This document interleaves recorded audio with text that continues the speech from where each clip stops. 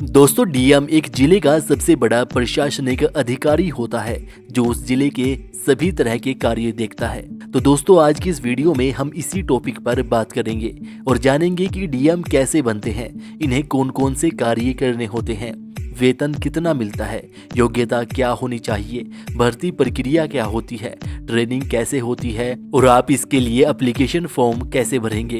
तो दोस्तों डीएम जिसका पूरा नाम डिस्ट्रिक्ट मजिस्ट्रेट होता है, इन्हें हिंदी में जिला अधिकारी कहते हैं। यह एक जिले का प्रमुख अधिकारी होता है। जिले का पुलिस विभाग, तहसीलदार, एसडीएम, पटवारी आदि सभी डीएम के अंडर ही कार्य करते हैं। डीएम जिले में किसी भी विभाग जैसे बिजली विभाग, जल विभाग, स्वास्थ्य विभाग आदि किसी भी विभाग में जाकर चेकिंग कर सकता है। किसी भी स्कूल, कॉलेज, दुकान, अस्पताल कहीं भी जाकर चेकिंग कर सकता है और वहां के कार्य को देख सकता है। इसके साथ ही डीएम क्षेत्र में चल रही योजनाओं, निर्माण कार्यों आदि का निरीक्षण कर सकता है। वहां पर यूज होने वाले मटेरियल को चेक कर सकता है और गड़बड़ी पाई जाने पर सख्त कार्रवाई तक कर सकता है। इसके साथ ही क्षेत्र में किसी तरह की कोई आपदा आने पर, लड़ाई झगड़ा हो जाने पर वहां का निरीक्षण करना, सहायता प्रदान करवाना आदि कार्य भी डीएम के अंतर्गत आते हैं। अगर बात करें वेतन की तो डीएम को प्रति माह 80,000 से 1,20,000 रुपए के लगभग वेतन मिलता है, जो कि साल दर साल बढ़ता रहता है। और इसके साथ ही गाड़ी, ड्राइवर, रहने के लिए सरकारी आवास, माली, कुक जैसी बहुत सी सुख सुविधाएं भी मिलती है। डीएम बनने के कुछ सालों के बाद इनका प्रमोशन किसी मंत्रालय में एडिशनल सेक्रेटरी और फिर जॉइंट सेक्रेटरी के रूप में भी हो सकता है। तो दोस्तों डीएम बनने के लिए कैंडिडेट का किसी भी मान्यता प्राप्त विश्वविद्यालय से ग्रेजुएशन पास होना जरूरी होता है। फिर चाहे कैंडिडेट ने BA, BSc, BCom, BBA, BTech, BCA आदि में से कोई भी कोर्स किया है और किसी भी विषय में किया हो।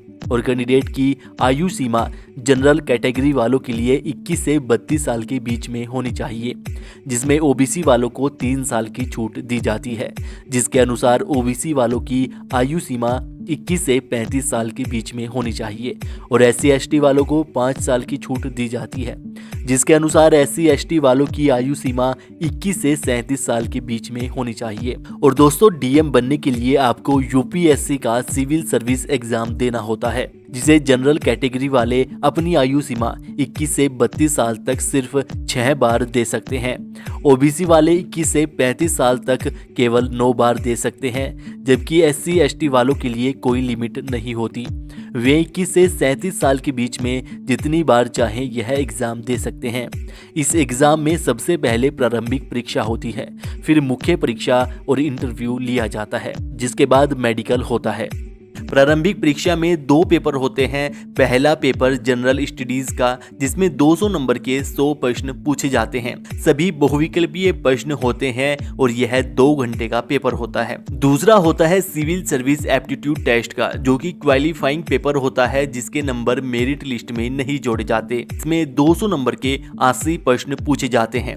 इसमें भी सभी बहुविकल्पीय प्रश्न होते हैं और यह 2 घंटे का पेपर होता है। तो जनरल स्टडीज में विज्ञान, पर्यावरण और पारिस्थितिकी, समाजिकी, अर्थशास्त्र, सरकारी नीतियां और पहलू, संस्थान, अंतर्राष्ट्रीय संबंध, राजनीति, भूगोल, आधुनिक इतिहास, मध्यकालीन इतिहास, कला और संस्कृति, आजादी के बाद का इतिहास आदि से संबंधित प्रश्न पूछे जाते हैं।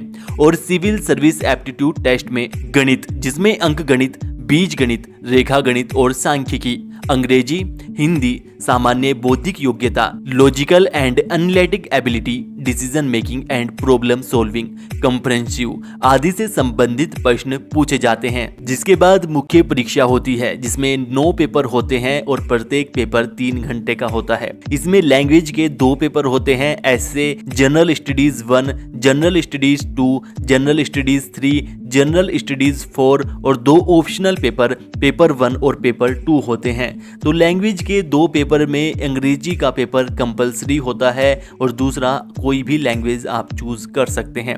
दोनों 300 नंबर के पेपर होते हैं और इनकी समय अवधि भी 3-3 घंटे होती है।